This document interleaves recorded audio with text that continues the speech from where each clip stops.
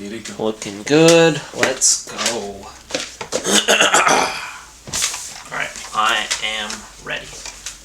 What's up, everybody? It's Soren Baker. Amir, Rahimi. And this week on The Great Debaters, man, Gangster, taking it there.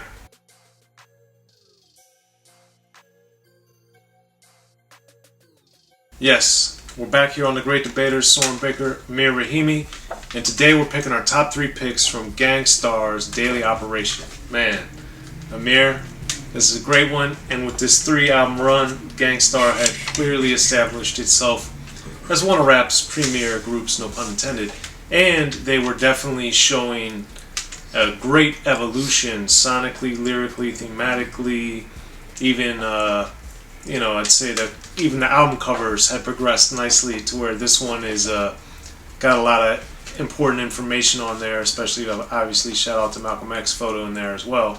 So, as you were getting used to Daily Operation and at this point with Gangstar, what were your thoughts? So this is one of those albums that I think I'd said in our Step in the Arena video, but I don't remember. So we did a video on Step in the Arena, choosing our Check favorite. it out, right there. Yep, right there, choosing our favorite 3 songs, just we're doing on this video. But I'd kind of messed up with Gangstar because I'd bought like Greatest Hits, and I know, I was young. But I bought a Greatest Hits, and I kind of, listened to that. And, when that happens, you're basically listening to everything out of context, out of order. So when I listened to this, I'd already heard quite a few songs from the album. But some of my favorite songs were not on the Greatest Hits. So that just shows how powerful and strong and laced this album was. That being said, let's go ahead and get into one of my first picks, or one of my picks. My first would be X-Girl to Next Girl.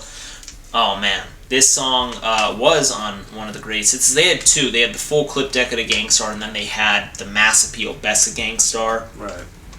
I don't remember which one. I think I got the Mass Appeal. Anyways, X-Girl to the Next Girl is incredible.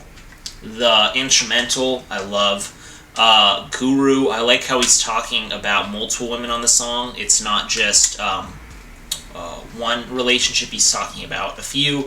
In each verse he breaks down a different instance, and it's cool because they're not all like the same story. You got one where he's talking about where there was no trust in a relationship. All they talked about was the he say she say, basically a gossip relationship.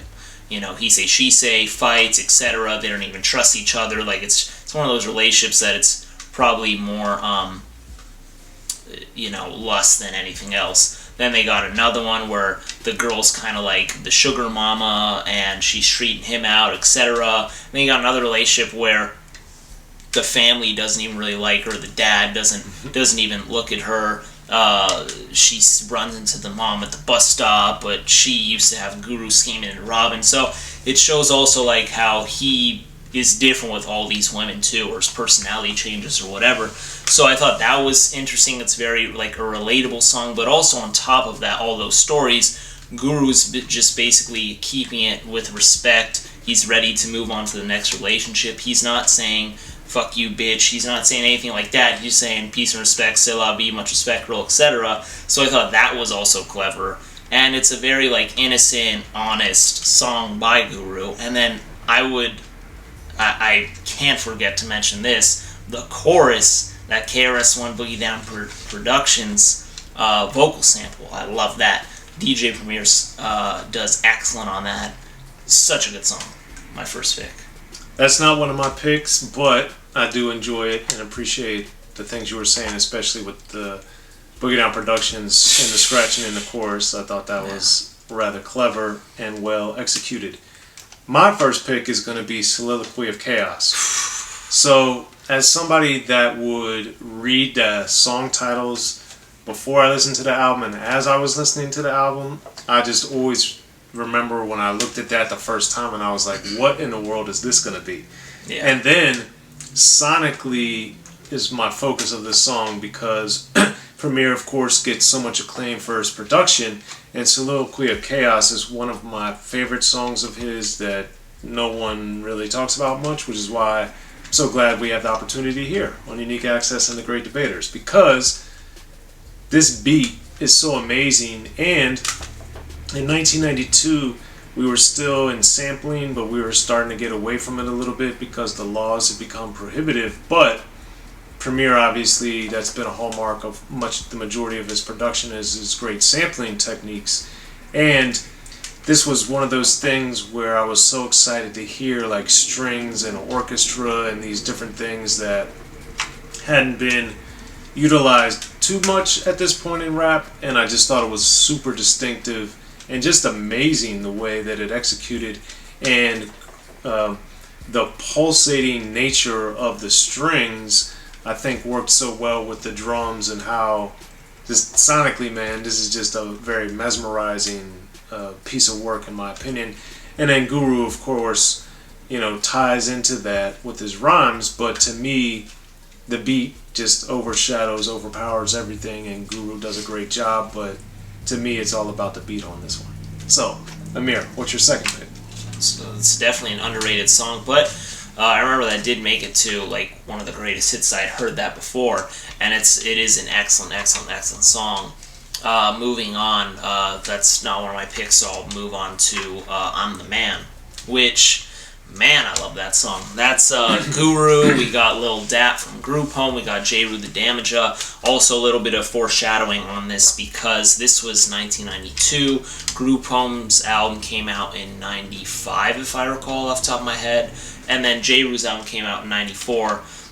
We had seen them on this song, and wow. I like how Premier laces them with 3 different beats. Each person gets their own beat. I think the transitions are dope. I like how, Guru, his voice is a lot more monotone. It's a lot more he's just in his lane. Each rapper is sticking to their kind of style, which I really admire. But then when you hear it go from Guru to Lil Dap just says, "Motherfucker, just die." And it's just like such a contrast from Guru. And then obviously, I know Soren's going to talk about it, but I'm beat him to the punch. We got the Schoolie D sample. He's wearing the Schoolie D shirt just utter coincidence. By coincidence. But I mean, yeah, Lil Dap going on that was awesome. And he's just going in. And then we got J. Rue the Damager, which probably has my favorite verse on it. And he's, saying "Dirty Brown Scoundrel" and "My name is J. Rue." And he's also, like, talking about, like, songs that we're going to hear in the future off his album. Sunrise in the East. So I love that. I mean, it's just so great. I love songs like that where you kind of see, like, when artists are collaborating at first, earlier on in their careers, etc., and then they build, and then you get more to their catalogs together. I love that. I thought Premier did great on the beats. I think all rappers did excellent, and it's definitely one of my favorite songs on the album. Yeah, I'm the Man is also one of my picks. I just think it's phenomenal from top to bottom.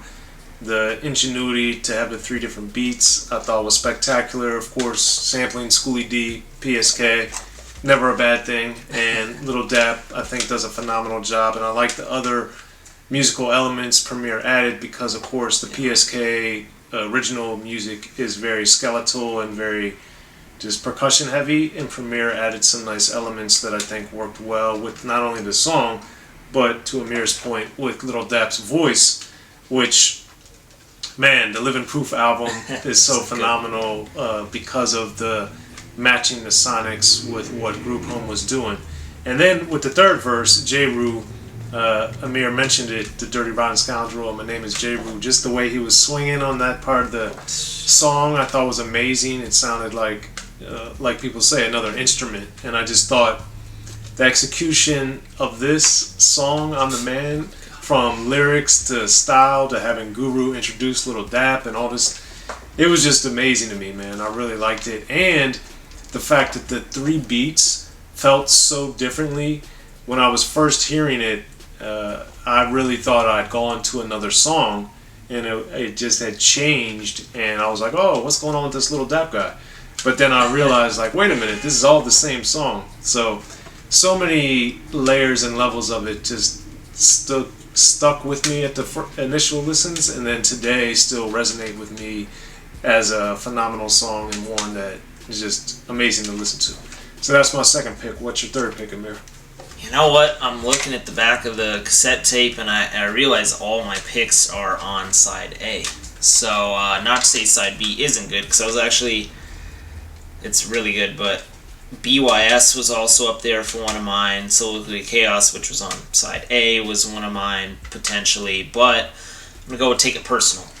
That instrumental is amazing. And it's like a constant one theme. of the best yet. Dude, it's so good. It's like a theme for this video. Guru's rhymes are great.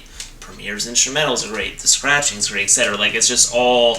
They're hitting really all points on this album. But Take It Personal is really, really, really great. I think the beat is possibly the best part, in my opinion. I just love it. It's one of my favorite beats in rap. But on top of that, too, it's very interesting because Guru, his verses are so short.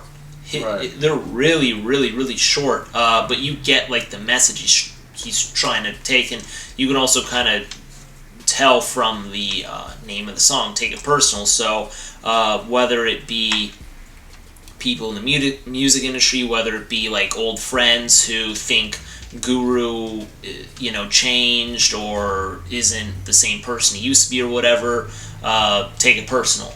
And I thought, that was cool. Like, the lyrics gave me enough to understand what Guru was trying to convey and what he was basically saying with the theme and the song title in mind. But then you hear Premier do his thing, and then you hear the scratching, and that chorus is just really, really great. I mean, just listen to that chorus alone, how he's doing what he's doing with the beat in the back. And this is why Premier's regarded as one of the greatest producers of all time. And he's really showing, and he has that DJ in his name for a reason. And you have it on full display throughout their career up until this point, and still to this day. But man, this is just a shining example of why this group has the reputation it has, and that is being one of the best groups in rap. It's my third pick. Take It Personal is also my third pick, and man, this beat is just so phenomenal, and to me, it all starts with the drums. Drums are what really drew me to rap back as a little kid, because I just love the sound of percussion. And this song is one of those songs that shows, or you can hear why. Like, just the pounding drums and the ferocity of them is so amazing on Take It Personal. And then Guru's known for the monotone flow, but on Take It Personal in particular, I really like that steely, detached kind of flow that he has, where he's like, you could tell, or it seems as though I should say, that he just seemed so, like, comfortable with being, like, upset or mad or what have you. So, like, when they're talking about you can't own loops, it's how you hook them up and all that stuff. Talking about different things on the business side and the rap side and the creation side of rap, which is always intriguing when people sprinkle that into their rhymes, as he does on Take It Personal. Just an amazing song on every single level, and I'm just glad that we got to hear it, man, because this is Daily Operation is one of those albums that to me is super high with the rhymes and the concepts lyrically, but then also musically. Premier just slaughters it, and we see the scratching throughout, which I also love and was drawn to as a little kid. It just shines throughout this song. So Take It Personal, phenomenal piece of work. And this album, Daily Operation, my three picks, only one of them is a single, and that's Take It Personal. So I also thought that just shows there's so much to choose from on this album. Yeah. And that's what makes it great, man. Phenomenal piece of work. So those are my three picks. You guys got Amir's three picks, Gangster, Daily Operation. Hit us down in the comment section. Let us know what you guys think, what your top three picks are. And we appreciate your guys' support. Please subscribe to Unique Access Entertainment if you haven't already. Please, please, please. If you have subscribed, tell a friend. Get them on board with Unique Access, and we appreciate your guys' support. I'm Soren Baker. Amir, Rahimi. Great debaters, y'all.